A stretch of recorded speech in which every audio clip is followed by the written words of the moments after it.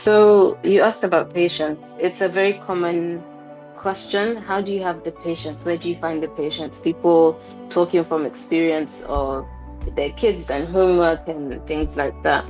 And I think for when I think about it, when people say that they're thinking about homeschooling from where their life is at that moment, how their day goes, how things are in their lives at that point in time. But you find, honestly, when you speak to most, or just even all homeschool parents that I have spoken to, we love this life. There's Mm, just something about it, yeah. even with all the stress and all the things that come with raising kids and everything else and trying to Mm, do things right. There's like a satisfaction with life that you have that is just really high.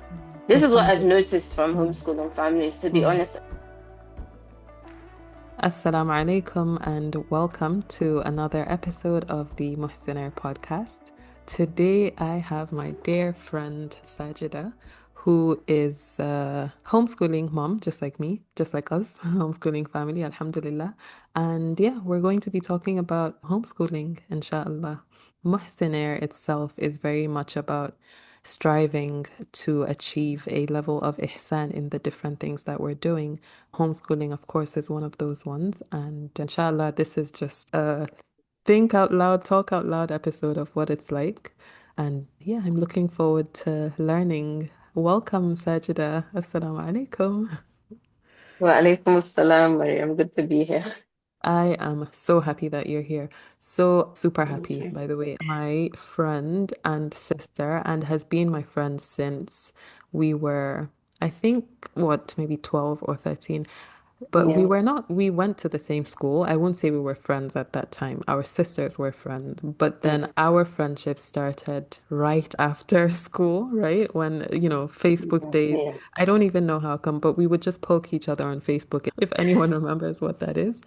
And then I think what helped our friendship or brought us even closer was when I went to England for my master's and I was so much closer to you and I would just come over to you guys all the time. If you are a listener of the Muhsinaires podcast, I'm sure you know Bilal by now. So many episodes that we've had with him and with Sajida as well. So yeah, this is exciting. Start at the very beginning.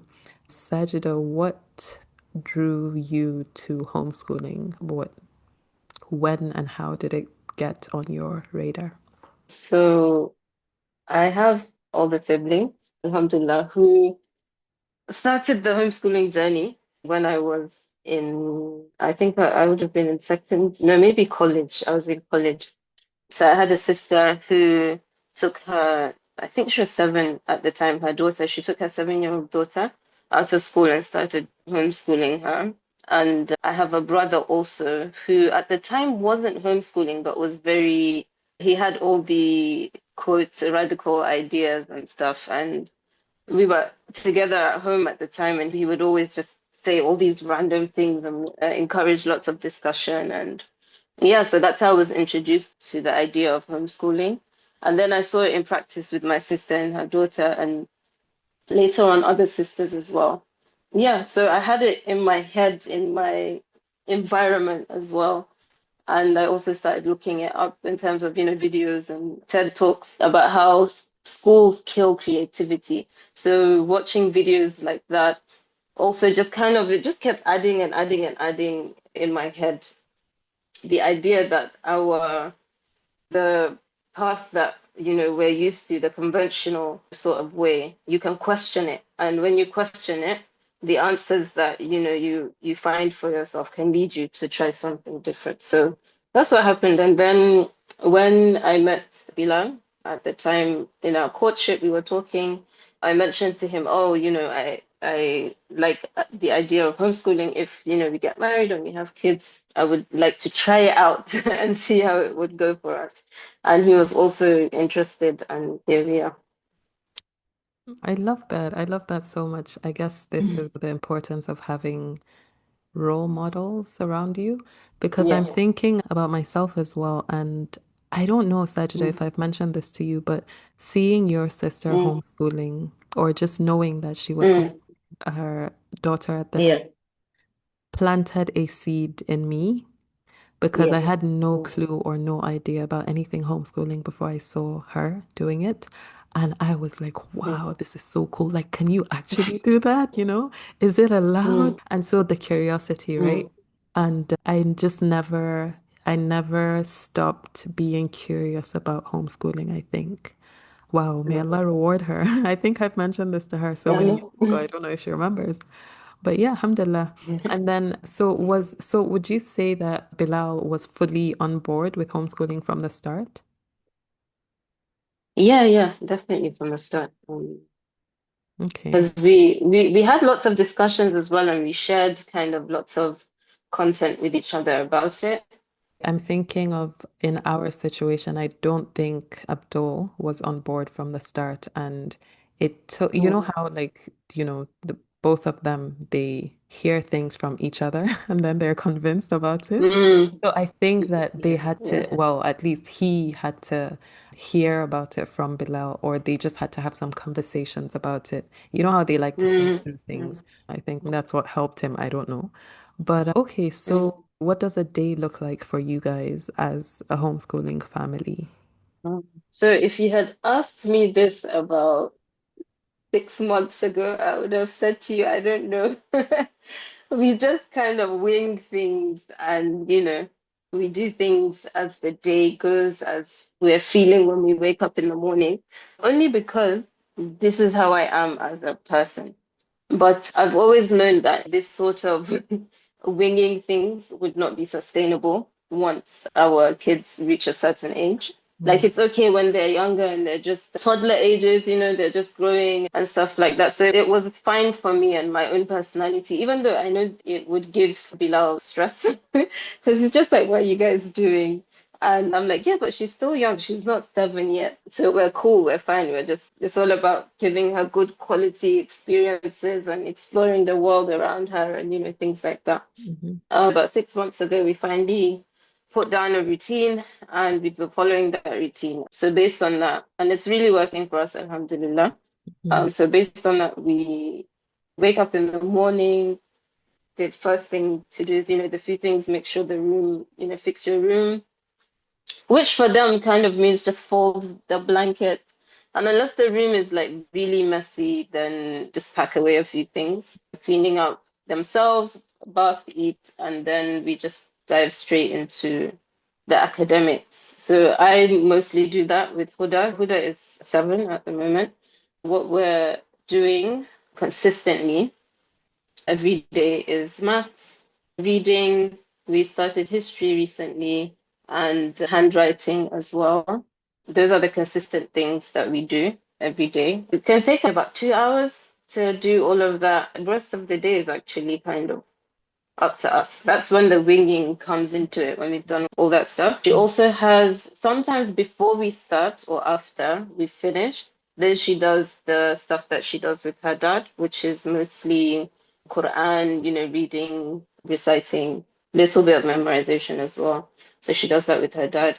When they have during term time for Islamia, she goes to Islamia, that's Huda between like 3 and 6, and then she comes back home, and then it's just like dinner and then lounging about. We kind of do whatever. Sometimes they mm, play on their own, or like I don't know, board games or whatever we feel like before bedtime. So that's kind of a general day. With Ikram, she's 3. mm, She just tags along. She follows us around because she sees me doing things with Huda. She also wants to get a table and sit down. And so she's actually starting things quite a bit earlier than Huda started because she's interested because she can see Huda doing these things. So she mm. just follows us around really. When Huda goes for Islamia, yeah, it's just me and her at home with her dad. What do even 3-year-olds do? I don't know. Yeah, I guess, She's stuck to yeah. me but asking when is Huda coming back. That's literally the Mm, time. She also does things with Bilal as well, like he's starting to teach her the Arabic letters. mm. So that's generally kind of how the day goes. Nice. And how about sportsy things Mm. and the social side of it, Yeah. friends and I guess homeschooling in Yeah. Nigeria, you do Mm, meet a lot of people, but I mm, guess most of those mm. people are not homeschooling, right? So, Alhamdulillah, in Abuja, there is a very lively homeschool community. So we have lots of activities that we do together with them. There's a lady who opened a community center.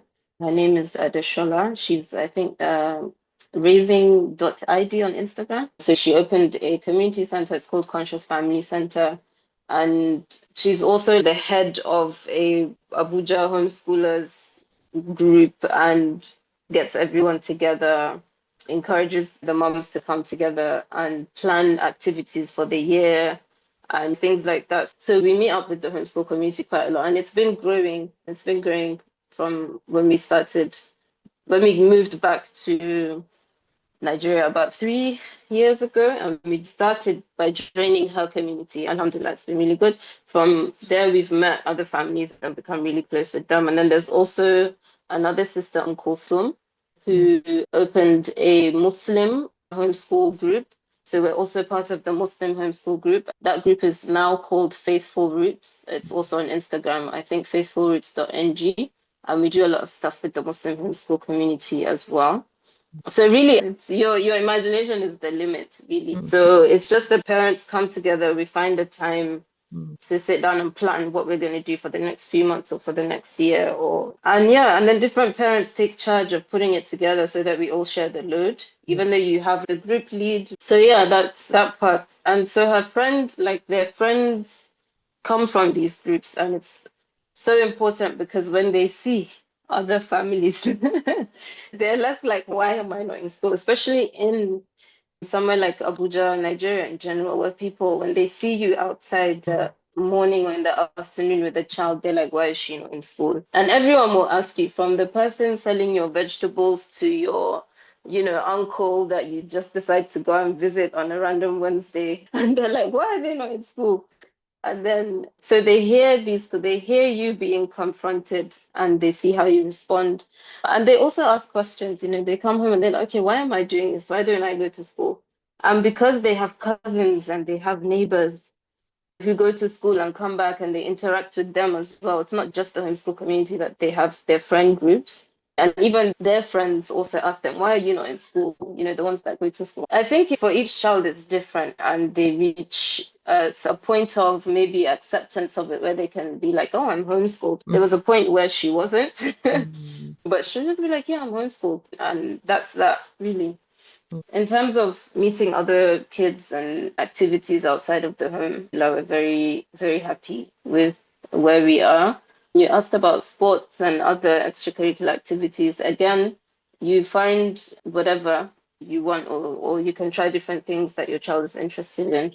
For us, we've tried gymnastics, which she really enjoyed, but they went on like a long break. And when they went on that long break, we signed her up for basketball. We've tried with Ikram, and she wants to go, but she doesn't want to participate. So we go with her, but she's not doing anything structured. But yeah, so now she's doing basketball. There was a time we did swimming, but we've kind of paused on that, but inshallah, we'll get back to that. And then the Conscious Family Center that I mentioned, we go there once a week. They have a play group mm, setting for younger kids and slightly older kids as well. mm, Even though she's actually open to even teenagers and things, but because when people come, they see children, they think that it's not, there aren't activities for older kids, but she actually does have activities for older kids. So yeah, there's lots to do. amazing. Mm. So I guess then would you say that having that community is important? Would you say it's a need? What was it like in England, for example? Did you have a community? I guess Huda was younger at that time. Yes, she was younger. There were two sisters who community, yes, 100% is very Mm, important. I think even not just for the kids, but even for the moms and the mm, parents. So I'm talking about moms a lot because all these activities, for whatever reason, wherever you go, these group things, it's the moms and the kids.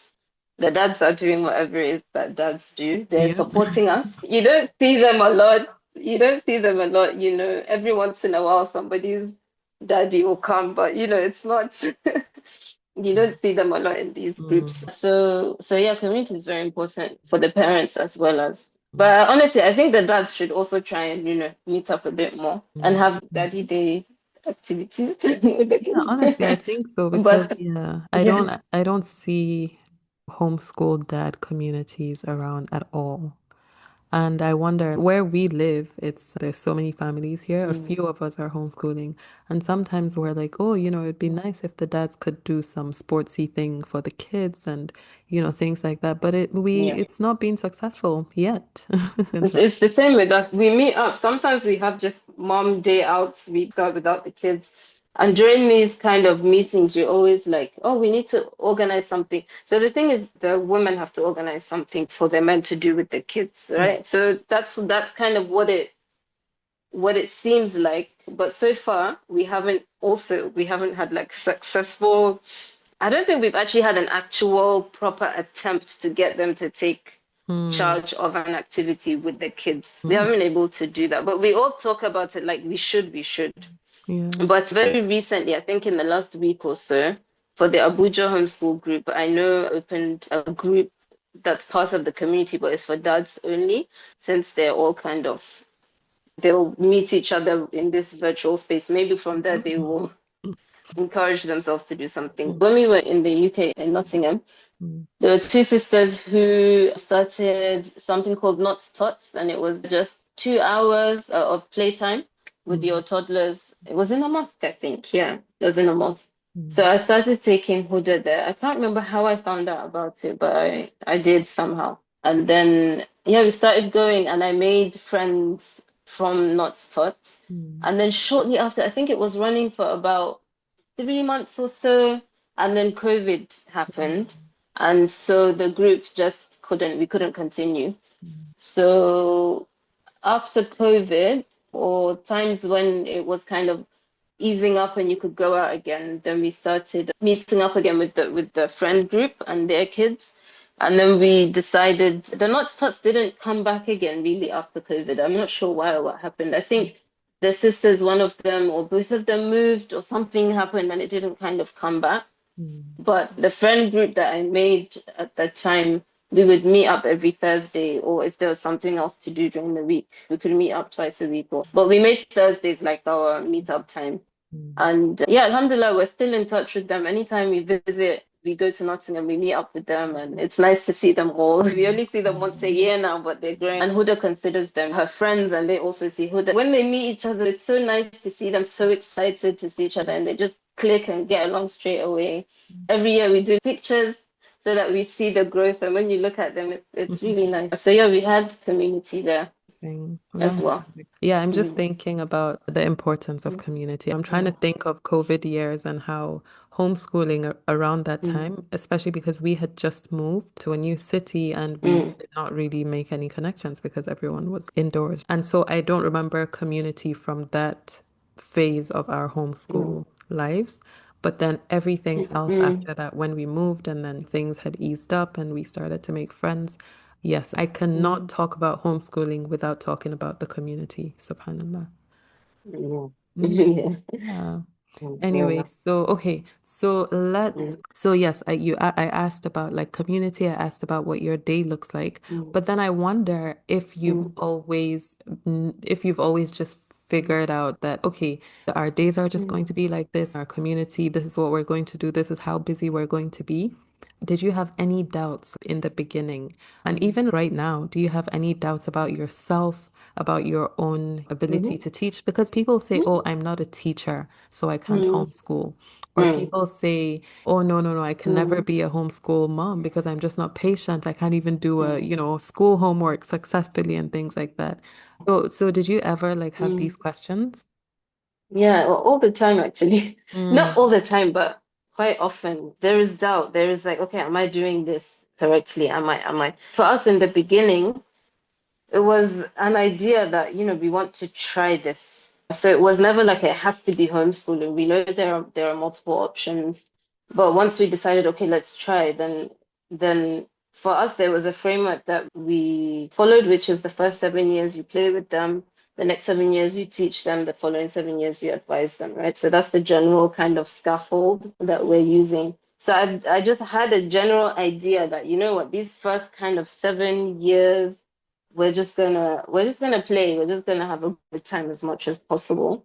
And then I remember I did take some courses and kept reading and things like that. Mm. But for the most part, we were just living life as you do, Mm. and that was that. And then the closer she was getting to 7, there's something that I think it's Adoshala that says, you begin with the child in front of you. So you can see, like, if your 4-year-old child is ready to write poems and whatever, let them write these things. You create an environment for them that is enabling, that can enable a love of learning. And you just hope that they follow through. You go with their interests, you introduce them to new things, expand the interest base, and you just do all sorts of things with them, really. Mhm. A lot of that can be done in the home. It doesn't actually have to be going out too much because, again, everyone's situation is different.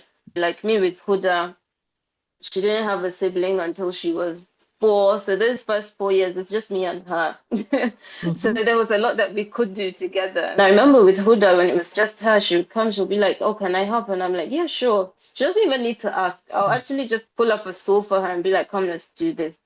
But with two of them now, That's so there's a bit more chaos. And I'm like, okay, cool. I think to myself, like, oh, I used to be a lot more generous with mess and the idea of mess and cleaning up and things like that when it was just one child. So this is my situation. Some homeschool moms, you have a 2-year-old and then you have a baby, and then soon after that you have a. So it's different for each person, right? So you can't always just pack up and go and always do this and that.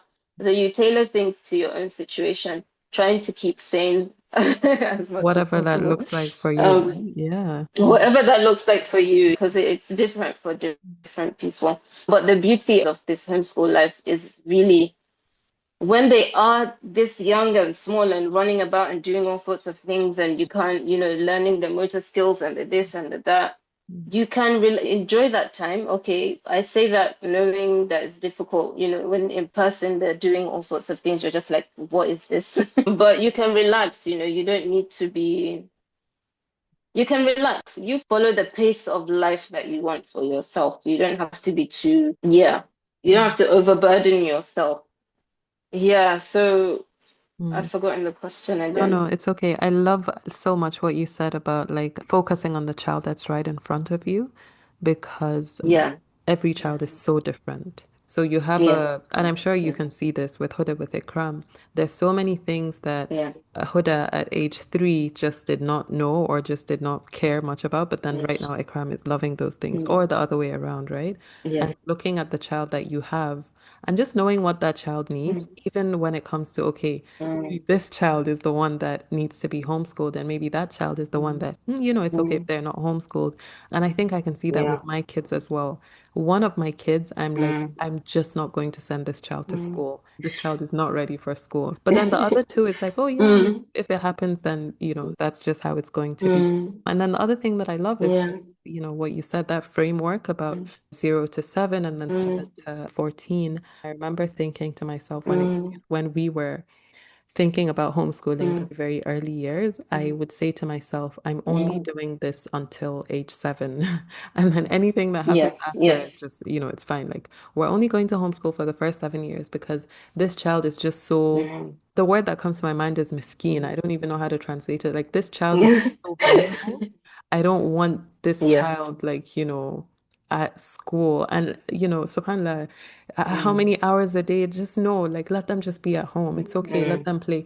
And I guess mm, something mm, else that I was going to highlight is what you were saying about mm, homeschooling. It's mm, whatever works for you, like whatever your situation is. I think for some mm, families that I've come across, their homeschooling from 0 to 7 is very much outdoors. It's like, okay, we're mm, going out all the time. mm, Every single day, we're going to a park, going to community playgrounds, going to the libraries, just hanging out outside. And, and I know someone mm, actually right now who does not stay at home every mm, single day. She's just out. She has 3 kids and it's mm, go, go, yeah. go.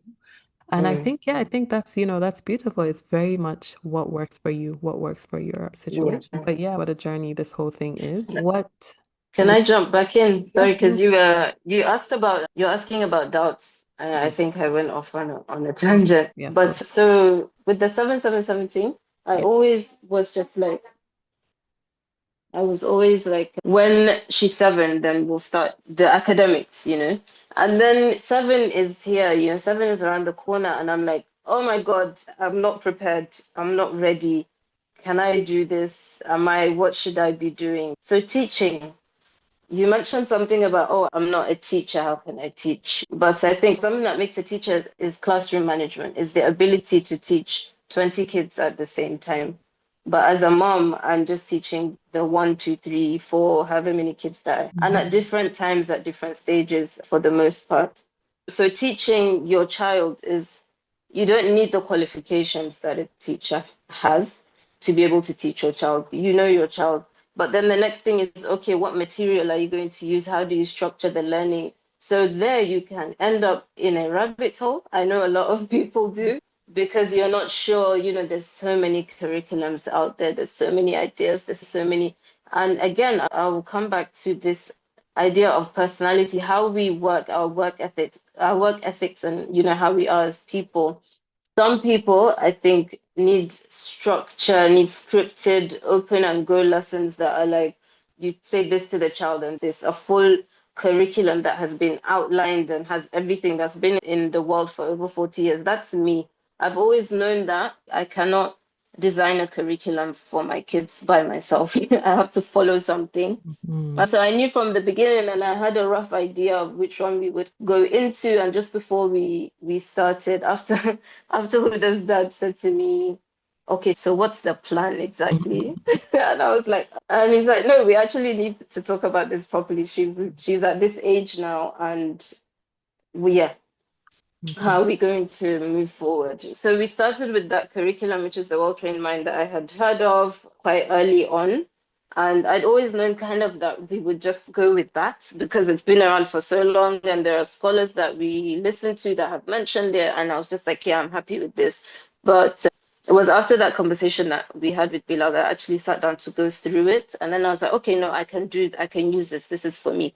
I have friends who they pull material from different places. They're that kind of very proactive and they know exactly kind of what they want their child to learn. When some people come and some people have been teachers before in the school system and they have, this kind of general idea of what is taught in schools, and they kind of take from that and do different things. And so my point is that you different people have different ways of finding what to teach. It's not just one it's not just one way. Mhm. And so finding that curriculum, it works for us. It 100% Mhm. works for us. We follow their recommendations, and where something they've recommended doesn't work for us, we find something else. Yeah. But you can find yourself really stuck in trying to figure out where to go, what to do, what to find. In which case, it would be nice to talk to somebody else, and this is where the community comes in handy. So, in terms 100%. of the doubts related to the teaching and stuff, for me, having the curriculum that we're currently using now has helped me feel a lot more confident in what I'm doing, and it's giving me more of a backbone.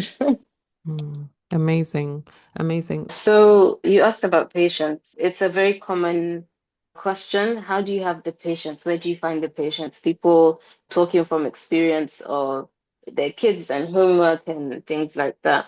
And I think for when I think about it, when people say that they're thinking about homeschooling from where their life is at that moment, how their day goes, how things are in their lives at that point in time. So yeah, when you think about it like that, then maybe you're just like, I can't, how can you even deal with this, that? But when you bring in a new variable, a different change, when you change something, and you Mm. can be surprised at how it has a domino effect on everything else, right? So if your child is in school and then you take them out of school in order to homeschool them, for example, maybe your child's in school, they spend a long time at school, they come home. The time that you spend with them is quite short. Maybe it's 2 hours, maybe it's 3 hours. And within that time, you have to do homework and other things. They've literally got like 3 or 4 hours at home, and all the things that kids do that can put us on edge, you're experiencing that within such a compressed amount of time that, of course, you cannot imagine, like, oh, is this what they'll be like if we're homeschooling them like this, but for 12 hours in a day? Do you understand? Mhm. So, Mhm.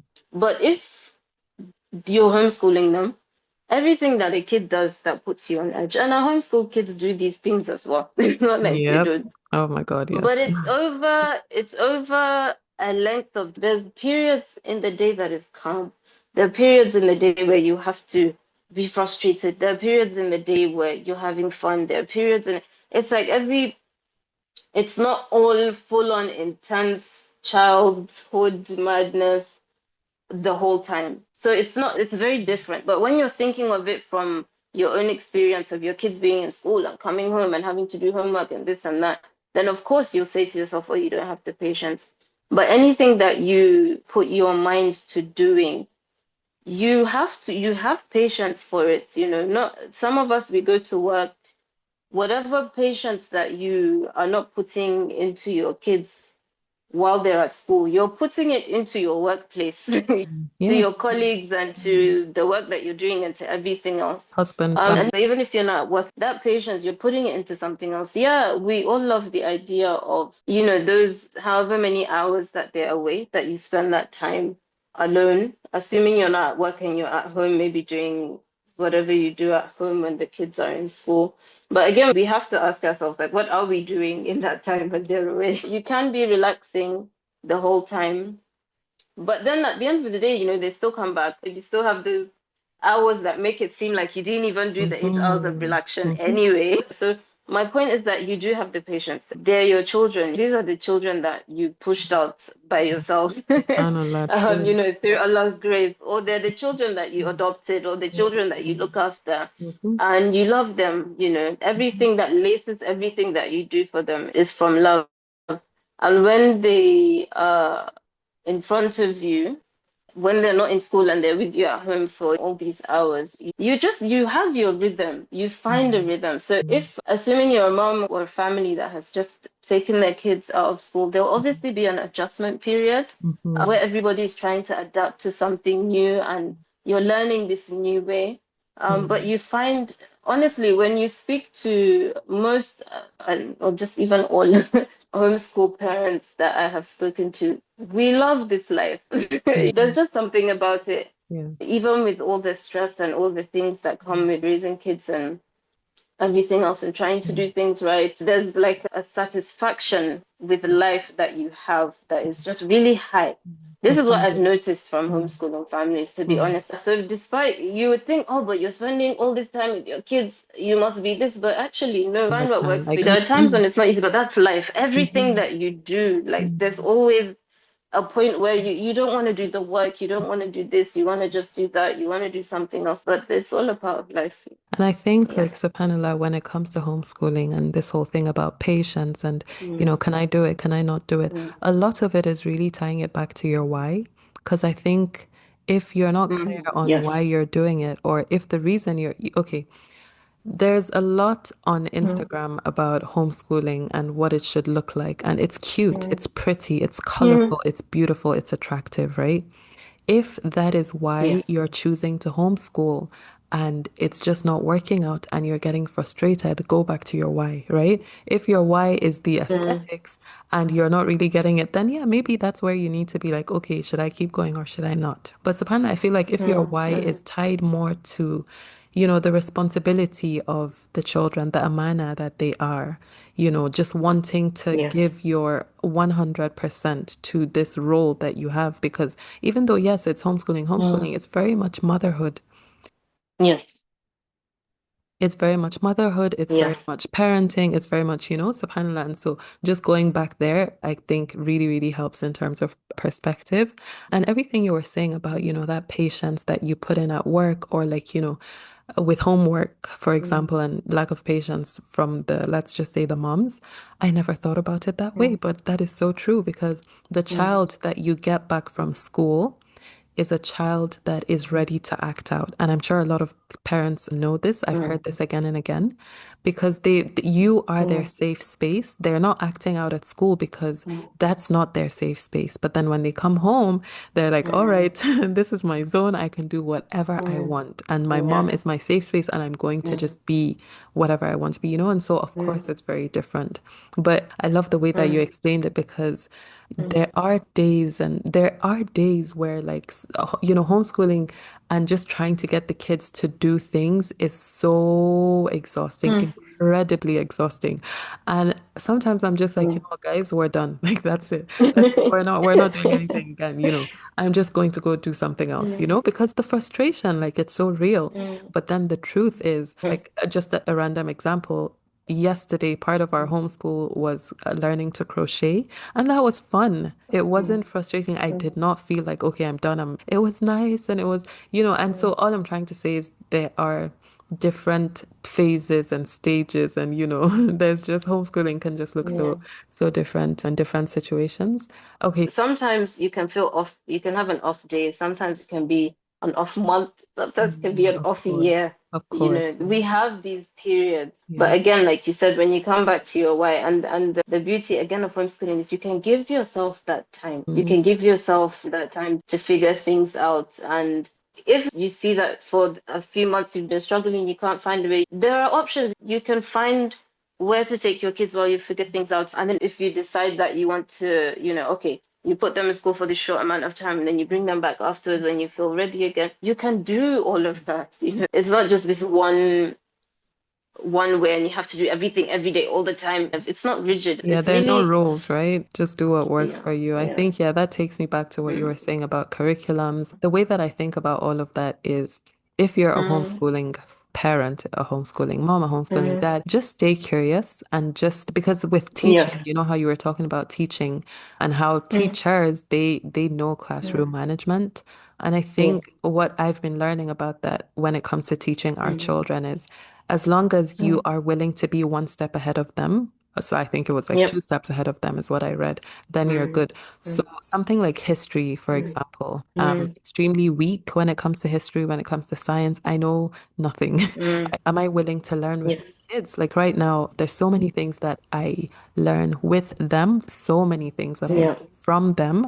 Am I willing to do that? Am I okay with that? Right? Because it's impossible for me to be like, okay, Mm, I know it all. I'm your teacher. Come sit down. I'm going to teach you. Right? And I think it's yes. even important to ask ourselves, like, what does that teaching look like? Teaching when it comes to homeschool, home educating does not have to look like Mm, what teaching is in a classroom. The thing is that we know no. so Yeah. much about classroom and we know so much about how that style of educating works. And so we feel like, Mm, you know, we feel the need to do the same thing at home, but it does not have to look that way. A lot of our science learning, for example, happens on YouTube. A lot of it is like, okay, mm, fun experiments, YouTube videos. mm, There's no like no. paper and pen and a board and, you know, Mm, explaining this and that. I don't know. We just have not gotten no. to that stage yet. And I guess, you know, Yeah. that's where it's important to be like, okay, my Mm, child is a 4-year-old. Do they really yes. actually need to know how to write ABC all the way to Z and Yes. write numbers 1 to 200 and do all Mm, the things, you know? Again, mm, different things work for different people. I feel like the more curious we are, the more we get to mm, learn and the more we get to know that it does not mm, have to be so hard. It is hard work, but there's a lot of flexibility. There's so much yeah. flexibility as well. Yeah. You just reminded me of one of the Muhsinaires rules, work hard, play hard, right? So you Yeah. work hard and you play hard. That's literally, that's it. When the kids understand this as well, Yeah. they do, they understand that, okay, when it's time to learn something, we have to sit down and learn. When it's time to play, we play. We Mm. have fun. We do whatever it is, you know.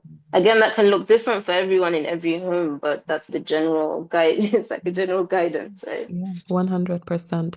And I think that Yeah. you know that, sorry, just going back to the thing about parents and lack of patience and things. I Mm, see in my own self, right? The kind of self-talk that I mm, do to myself is if I find that I'm being frustrated, I'm not able to be patient, I look mm, inside of myself, like, what is it about me? Where is it that I'm struggling to have some control? Where do I need to mm. learn how to manage my own reactions and my own anger and the way Yeah. that I talk and the way that I Yeah. communicate with the children, right? Because a lot of homeschool parents will ask me, how do Mm, you even get your kids to listen to you? They say things like, my kids mm, won't take me seriously, or when I mm, talk, they're just not listening. And so it's to me, it's like, what do we not need to work on the mm. fact that we're talking to the child and they're not listening? Do we not They're need not to do listening. something about the fact that we are not able to be patient enough to communicate clearly? So I guess it's Mm, just the role of not just curiosity, as mm, we mentioned, but also just mm. personal growth and taking Personal responsibility. growth, yeah. Yeah, just taking Mm-hmm. responsibility for our end of Mm, this thing. And this is not just to mm. do with homeschooling. In a community, there is a sense of responsibility that we need to have of this is my Mm. own jihad with Yes, myself. yes. This is the way that these are the areas that I know that I'm not there yet, but then I know Mm, that inshallah I can work on myself, right? mm. SubhanAllah, there's so much on the Yeah. journey. There's also this thing about, so how are you patient, right? You Mm, say, oh yeah, you can be patient, you can homeschool, you can be patient, it's fine. But then how does the patience come when you're actually mm, doing it? Or how does it manifest? So like within our house, mm. I've noticed that the way Huda responds to Ikram when Ikram is kind of frustrating her or annoying her. I think it's the way that I respond to them when they're frustrating me or annoying me.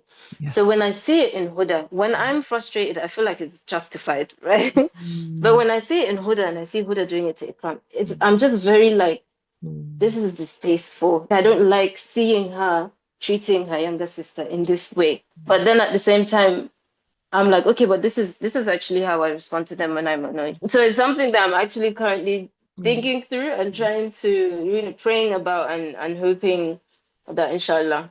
Yeah, It's a true. work in progress. Nothing is perfect. It's a work in progress. And we learn things about ourselves that we do have to strive to fix. Like you said, it's the jihad. So The jihad true. of the nafs. So true. We have the exact same thing with the kids and Mhm. how they respond to each other. And I see myself Yeah. in Yeah. that. And so we talk through these things, Mhm. when things are calm, we talk through the way that I Mm. was reacting, the way that they were reacting. And it's like, yeah, Mhm. it's a work in progress, as you said, subhanAllah. May Allah grant us ease, may Allah just accept this from us. I mean, Okay, I think I have a final question. And I'm mhm. thinking through it as I'm as I'm trying to ask it. You know how like Mm. this homeschool journey is very much Mm. mom heavy, of course, dad heavy as well, Mm. but in terms Mm. of the physical part of it, so for example, driving them here, Mm. taking them there, this class, Mm. that play date, this activity, park, everything, a lot of it, we, the Mm. moms, right, we're doing it. And Mm. so homeschool, all I'm trying to say is homeschooling is such a full-time job that it's Mm. so hard to have a full-time job. It's so Mm. hard Yeah. to find that time. And this whole thing is Mm. such a full-time thing. It's so hands-on, extremely Mm. hands-on. And when we do have time, and I'm talking about the moms, right? When we do have Mm. time for ourselves, we are exhausted because there's not only homeschooling related things. There's just Mm. being a mom on its own. You're at home taking care of the Mm. house and just Mm. taking care of everyone's needs. There's the husband as well. Mm. And so at the end of it, you're like, okay, I just, Mm. subhanAllah. And how do you navigate that? My question is this Mm. worth the sacrifice? Because it is a sacrifice. How are you thinking about homeschooling in this way? I think it will be worth it in the end, at some point, you know. Mm-hmm. Inshallah. So not Inshallah. like you toil and you don't see anything rewarding until the very end. But no, you do get like little nuggets, of the rewards. And like I said, generally speaking, life satisfaction rate is high. Yeah. Alhamdulillah. But I think, yeah, so Alhamdulillah, I feel like it's definitely worth the sacrifice. When I think about it, a lot of veteran homeschoolers will tell you that they'll tell you they know you're going kind of through the rough of homeschooling right now. But a lot of them you'll hear they say, just relax. That's what they say. They'll be like, relax, enjoy it. You don't need to, you're stressing too much about this thing. So there's this satisfaction that you hear from those that have put their kids through, the years that you're actively teaching them and their kids are all grown up now. And I think seeing that or hearing from people like that is also very motivating, as well as, for us with the idea of niyyah, you make your intention. and you pray for guidance and you do your istikharas and you do all of that, trusting, inshallah, that you are on a path that is khair for you and your family and your children.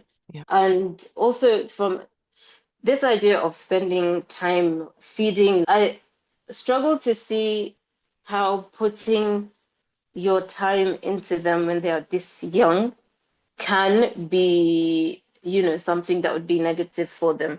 Especially If if you trying are, to do it if, right. yeah, Yeah. if you're trying to do it right, exactly. Mhm. Thank you. I was wondering how to qualify that. So Uh, if you're trying to do it right, and mhm. I don't see how you can. I feel like it's something that in the future you will not regret putting this time into them. I Mhm. know you hear people say things like, yeah, but you're kind of sacrificing Mhm. your prime age for Mhm. your kids and you're not improving in the career space or in the this space or in the that space. But I guess it depends. Again, you come back to your why. Why are you doing this? What is the point of it for you? What was your intention when you started? It's not even like you're just sitting there. You're still kind of making your own little moves and the things that you want to do, little courses here, your hobbies and the things that you like doing. It's not like you've thrown them away and you don't do them anymore and things like that. You actually still do, you find time to do things that you love. And the nice thing is also you get to do the things that you love with them as well, For example, I do basketball. I go for basketball on Sundays. It was supposed to be a thing that I do by myself Mhm. with the team, but the kids, they wanted to come along, so we started Mhm. going with them. Mhm. And there's a point that I was like, you guys are stressing me out too much. I'm Yeah. not going to this with Oh, you. yeah. So we Mhm. figured out, like, sometimes I go with them, sometimes I go by myself, just depending on how I'm feeling. Mhm. But yeah, I just feel like this time that you put into them right now, these ages, I think they're very foundational. When you read anything about child psychology, child development, child rearing, these early years are just so important Mhm. that you are there with them as much as possible. If you cannot choose this homeschool life, it doesn't mean that they will be deficient or defective in some way. It's quality more than quantity, right? Mhm. In the 2 or 3 or 4 hours you spend with them when they're back from school and you have their time and attention. If it's quality time, it's quality time. It can do so much more than spending 10 hours with them. So it depends again. And even that in itself is a sacrifice. If you go to work and they go to school and they come back and you have to have that quality time with them, and you do have to have that quality time with them, it's also a sacrifice. So we're all kind of doing the best that we're doing in the paths that we choose for ourselves, trusting in the grace and the mercy and the plan that Allah has for us. And we hope that our kids will grow up to be, God conscious and God centered and doing well in that way that you want them to do well, inshallah, responsible human beings as well. Yeah. So definitely for me, like also sometimes I think when I think about it, I'm like, okay, if I just drop and die today, Yeah. I feel, I mean, I wouldn't know from their perspective, but when I do think, as a human being, when you think about these things, I'm hoping Mhm. that all this time that we've spent, Mhm. they will remember it somehow as like a presence that will somehow carry them when they think about these early days of their lives and stuff. And also, if any of them were to drop and die today, Mhm. Mhm. I think I wouldn't have any guilt in terms Mhm. of, oh, I didn't even spend a lot of time with them. I don't think that would be something that I would feel. Allahu Alam. But no, Alhamdulillah, I'm just definitely happy with this choice. Mhm. It has SubhanAllah. its ups, it has its downs, but generally speaking, Yeah. definitely Alhamdulillah. Yeah, How I about think you? yeah, I think it does have its ups and downs, just like anything else in life, right? Yeah. And I think for me, like I think about it from this, what you said about, if I drop and die. Day to day, I have the question in my head of, am I doing this right? Mm, Am I doing enough? You know mm, how we have these questions, right? Am I failing here? Am I failing there? mm, But like when I zoom out and I look at it as if I'm no longer here, I will be mm, happy with a lot of the choices that mm. I made for family. I'll be happy Yeah. that I was there. The child Mm, number one is 10, number two is 8, and number three is mm, 5. I can't think of a period in mm, their lives where I just was not there. Maybe mental health mm, struggles here and there, how like you're just, mm, I don't know, it's mm, that time of the month or whatever, and you're just not present, mm, not really yourself, and life and just moves and mm, whatever. Of course, this is very normal and it happens, but generally, again, when I zoom out, mm, I see myself a lot and I am happy. mm. And I'm happy that, Yes. this is their childhood Mm, from my perspective. Because mm, you do hear kids yes. like later they grow up and they're not happy Mm, that, they were homeschooled, like the mm, education part of it. I don't know about the spending time with parents. mm, Then, of course, there are mm, situations where, okay, it's a toxic mm, relationship or the mom is mm, like just not really, I don't know, doing it right. And I think this is why we were saying go back to your mm. why, right? And we were also Yeah. saying this is when you're trying to do it right, subhanallah. Mm, But the sacrifice part of it and the fact that we don't really have mm, time for ourselves and all of that. I remember one thing that I remember so much about this is when one mm, of, I think it was pregnancy, early baby days, and how mm, hard that was, like when we had baby number three. I mm, remember listening to a podcast. It was by Julie mm, Bogart, who is mm, a veteran homeschooler. She's the author of a mm. book called The Brave Learner, which I love. I Yes. remember learning something from her. She mentioned this idea of being an awesome adult, which means Mm, you put one foot in your own. You can't be homeschooling full time, but then she said, mm, don't just give up completely. So, like you, for example, you've mm, been writing still. It's something that you love to do. mm, You just keep mm, on doing community things and, the basketball that you mentioned and things like that. So, mm, the idea of being an awesome adult is have fun. Like, just don't forget about yourself. mm, Go mhm. out for like friend dates, be Yeah. have a great relationship with your spouse. And, it's not Mhm. 100% all day, every day about children, but it pour into your own cup as well, whatever that looks like. Yeah. For me right now, that looks like this Muhsinaires podcast, things that we enjoy, things that I choose to do, things that I want to do. Of course, there are situations where Mm, the mom is just out of necessity has to not be around the kids all the time. She's working and deep in mhm. career and things like Mm, that. That happens quite a lot. And I think exactly what you said is quality over quantity. In some of mm, these situations, the main time that they have is just the 15-minute drive to school to drop off the yeah. children. And so if that's all you have, Mhm. then make sure that you're doing your best to make those the most amazing Mm, 15 minutes that that child has every single day so that inshallah they mm, grow up and then they remember that even if this was mm. the main time that we had, it was amazing. I remember my Yes. dad, he's Yeah. so Mm, busy and has always mm, been extremely busy, but then he's still very much a mm, family person, like deeply. And one thing I remember about him is he would be so exhausted after mm, work and he comes home and he sits down and he's like just trying to play with us from where he's sitting and he's like, oh, mhm, you something about, come and pull my socks off, but then we make mm. a joke out of that and we're like falling down and laughing and he's like, okay, put it on again and Yeah. try it again. Do you know what I mean? Mm, He's trying to yeah. play with us, he's trying to play hide and seek, and he's Mhm. there, subhanallah, and we feel that Yeah. presence even though it's not physical, like we Mhm. don't see him all the time. We feel Mm, that. I remember dance parties, I remember playing hide and seek and things mm. like that. Yeah. But then, of Mm. course, quality, Mm. right, over quantity. And the kids, they grow up and it happens quickly. It doesn't feel like it as we're going through it, but Yes, the years are short and the days are long, subhanallah. I think it's very true. The little time that we Um, have, may Allah fill it with yeah. barakah. I mean, Mm. all right. Mm. So I think this brings us to the end of our conversation. I'm so grateful. I'm so thankful. I learn so much from you every single time, as I've told you many times. May Allah bless you and your family with the very best of dunya and akhirah.